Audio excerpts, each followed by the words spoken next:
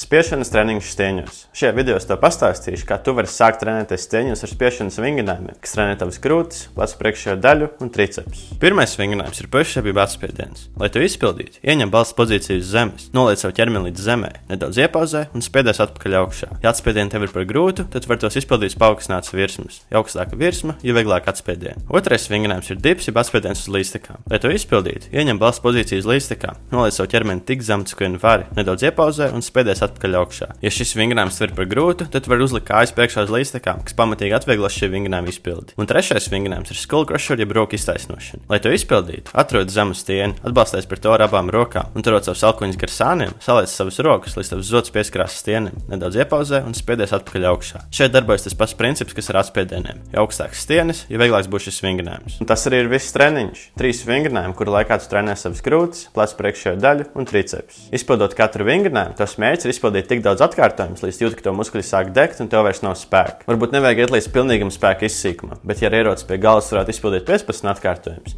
izpildi vismaz 12 un katru nedēļu centies nedaudz palielināt šo skaitli. Katram vingrinājumam es tev ieteiktu izpildīt 2 šādus piegājienus un pašu treniņu veikt 2 reizes nedēļā. Ja tu jūti, ka tu vari ātrāk atjaunoties, tu vari veikt vairāk piegājienus vai trenēties biežāk, bet sākumā šis būs pilnīgi pietiekami. Nākamais video būs vilkšanas treniņš stieņos, kas trenēs pretējās muskuļu grupas – muguru, plecs mugurējā daļu un bicepus.